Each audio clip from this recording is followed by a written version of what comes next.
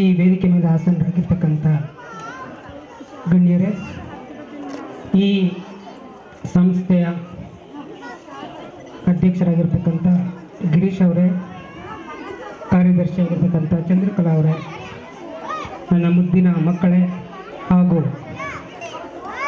ಎಲ್ಲ ಪೋಷಕರೇ,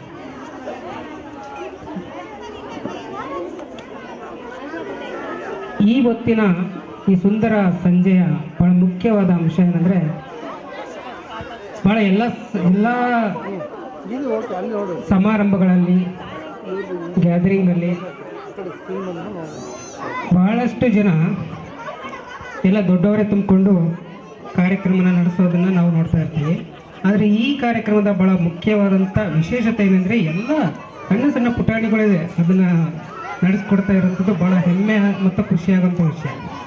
ಸೊ ನನಗೆ ಗಿರೀಶ್ ನನಗೆ ರಿಕ್ವೆಸ್ಟ್ ಮಾಡಿಕೊಂಡು ನೀವು ಈ ಕಾರ್ಯಕ್ರಮಕ್ಕೆ ಗೆಸ್ಟಾಗಿ ಬರಬೇಕು ಅಂತ ಕೇಳಿದಾಗ ನಾನು ಏನು ಹೇಳಬೇಕು ಅಂತ ಒಂದಷ್ಟು ಜಿಜ್ಞಾಸೆ ಇತ್ತು.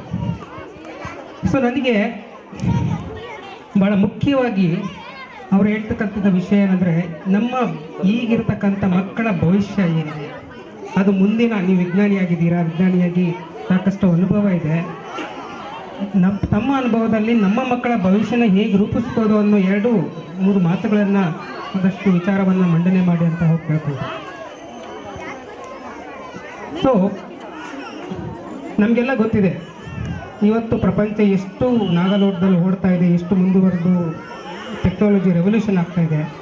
ಆದರೆ ನಾವು ಆ ಬದಲಾಗ್ತಕ್ಕಂಥ ತಂತ್ರಜ್ಞಾನಕ್ಕೆ ನಮ್ಮ ಮಕ್ಕಳನ್ನು ಪ್ರಿಪೇರ್ ಮಾಡ್ತಾ ಇದ್ದೀವಿಯಾ, ಎಷ್ಟರ ಮಟ್ಟಿಗೆ ಪೋಷಕರಾಗಿ ನಾವು ಅವರನ್ನು ಪ್ರಿಪೇರ್ ಮಾಡ್ತಾ ಇದ್ದೀವಿ ಅನ್ನೋದು ಭಾಳ ಮುಖ್ಯವಾದ ಅಂಶವನ್ನು ನಾವು ಗಮನಿಸ್ಕೋಬೇಕು. ನೋಡಿ, ನಮ್ಮ ಕಾಲದಲ್ಲಿ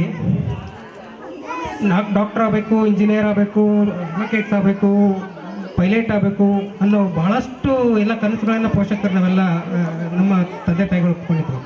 ಆದರೆ ಈಗಿನ ಪ್ರಪಂಚದಲ್ಲಿ ಪರಿಸ್ಥಿತಿ ಭಾಳ ತುಂಬ ಬದಲಾಗಿದೆ. ಬಹುಶಃ ಇನ್ನು ಕೆಲವು 10 ವರ್ಷಗಳಲ್ಲಿ ಡಾಕ್ಟರು, ಇಂಜಿನಿಯರು, ಡಾಕ್ಟರ್ಸ್ ಎಲ್ಲ ಇರಿಲೆವೆಂಟ್ ಆಗಿರ್ತಾರೆ.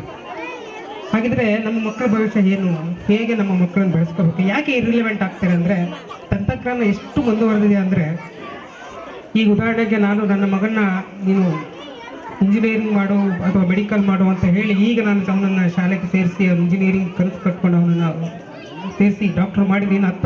10 ವರ್ಷದಲ್ಲಿ ಆ ಡಾಕ್ಟ್ರಿಗೆ ಬೆಲೆನೇ ಇಲ್ದಂಗೆ ಆಗ್ಬಿಟ್ಟಿರುತ್ತೆ. ಯಾಕಂದರೆ ಆರ್ಟಿಫಿಷಿಯಲ್ ಇಂಟೆಲಿಜೆನ್ಸ್ ಅಂತ ಒಂದು ಟೆಕ್ನಾಲಜಿ ಬರ್ತಾ ಇದೆ.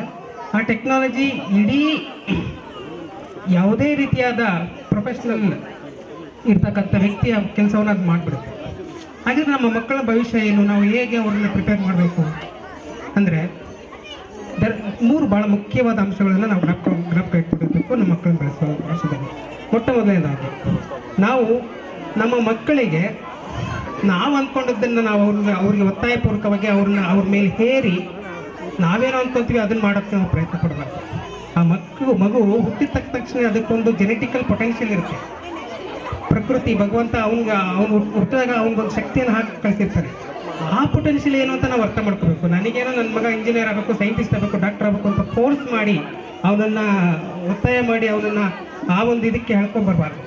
ಅವನಲ್ಲಿರ್ತಕ್ಕಂಥ ಸೂಕ್ತ ಪ್ರತಿಭೆ,